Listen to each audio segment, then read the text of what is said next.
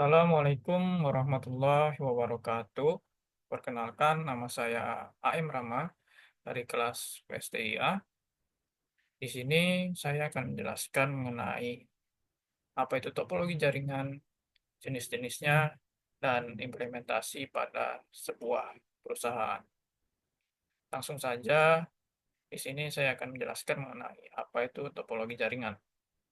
Topologi jaringan adalah suatu cara menghubungkan komputer yang satu dengan komputer lainnya sehingga membentuk jaringan, di mana setiap topologi memiliki kelebihan dan kekurangannya masing-masing.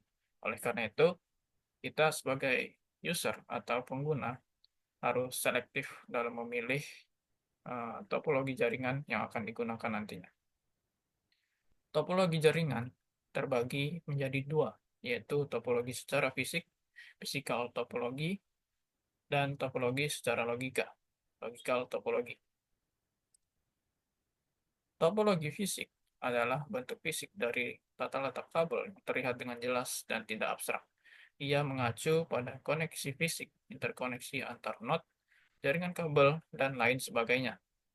Singkatnya, topologi fisik adalah sebuah topologi jaringan yang dapat uh, yang dapat dilihat oleh mata dan berada pada real life kita. Topologi fisik sendiri juga dibagi menjadi dua jenis, yaitu point-to-point connection, yang dimana terdapat dua perangkat yang saling terhubung langsung menggunakan sebuah jaringan wireless atau wire. Selanjutnya ada multi-point connection, yang dimana terdapat beberapa perangkat yang memiliki dan mengenali nomor unik dari setiap perangkat yang ada untuk saling terhubung satu sama lain. Nomor unik ini bisa berbentuk IP address atau MAC address. Selanjutnya ada topologi logik, yang dimana topologi jaringan logis cenderung lebih abstrak dan strategis, yang mengacu pada pemahaman konseptual tentang bagaimana jaringan diatur dan bagaimana data bergerak melaluinya. Terdapat 5 topologi logik yang sering digunakan. Yang pertama yaitu ada topologi bus, topologi ring, topologi star, topologi tree, dan topologi mesh. Topologi bus ialah di mana semua perangkat terhubung ke satu kabel utama atau backbone yang berfungsi sebagai jalur data. Setiap perangkat dapat mengirimkan data melalui kabel tersebut, namun data hanya akan diterima oleh perangkat tujuan. Kelebihannya yaitu mudah diimplementasikan dengan biaya instalasi rendah karena hanya membutuhkan satu kabel utama, dan kekurangannya ialah jika kabel utama tersebut rusak, seluruh jaringan tidak berfungsi. Selanjutnya ada topologi ring, yang di mana setiap perangkat terhubung dalam bentuk lingkaran atau cincin. Data akan mengalir dalam satu arah, searah jarum jam atau sebaliknya, dan melewati tiap perangkat sampai mencapai tujuannya. Kelebihannya, data mengalir dengan teratur sehingga potensi tabrakan data rendah dan setiap perangkat memiliki akses yang sama ke jaringan. Kekurangannya, jika ada satu perangkat atau kabel rusak, seluruh jaringan dapat terganggu, terutama jika topologi ring tersebut tidak memiliki fitur dual ring.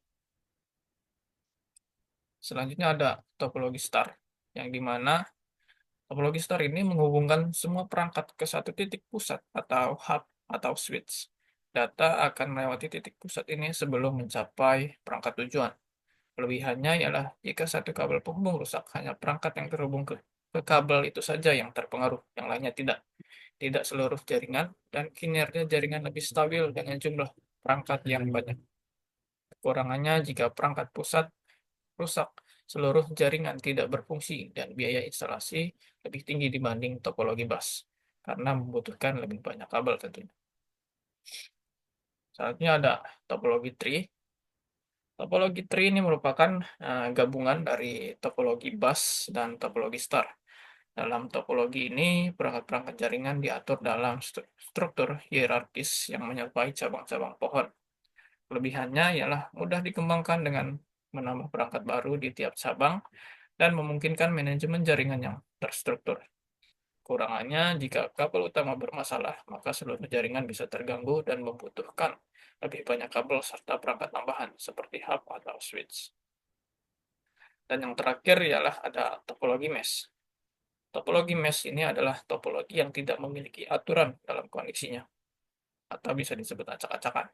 Topologi ini biasanya timbul akibat tidak adanya perencanaan awal ketika membangun suatu jaringan.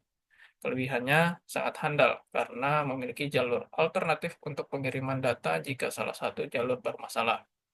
Kekurangannya, arsitekturnya terlalu rumit untuk pemasangan dan pemilihan, terutama pada jaringan dengan skala yang besar. Selanjutnya, ini merupakan arsitektur topologi logik atau fisik pada PT Grand LT Krakatau Lampung, yang dimana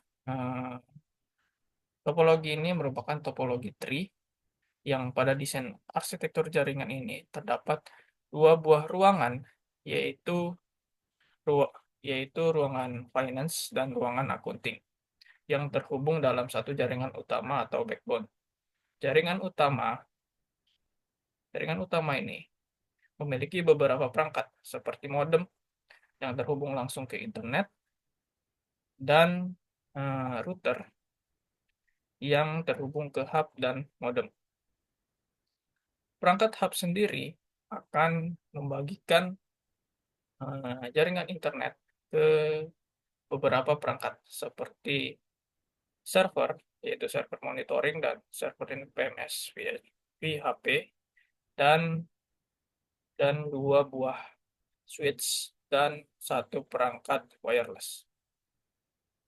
Setiap switch yang ada pada setiap ruangan, yaitu ruangan finance dan ruangan accounting, setidaknya terhubung ke beberapa perangkat and device seperti personal computer dan printer. Mengapa jaringan ini saya sebut jaringan atau arsitektur topologi tree? Karena di sini terdapat kombinasi antara topologi bus, yang dimana pada topologi bus itu menghubungkan beberapa perangkat seperti modem, router, dan hub. Dan mengapa saya sebut ada gabungan dengan topologi star?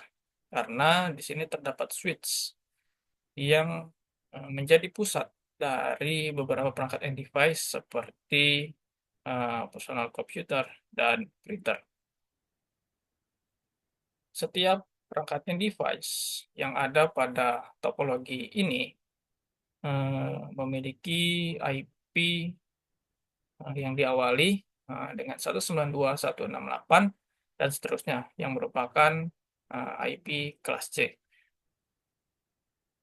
Sekian penjelasan mengenai topologi jaringan. Saya akhiri. Wassalamualaikum warahmatullahi wabarakatuh.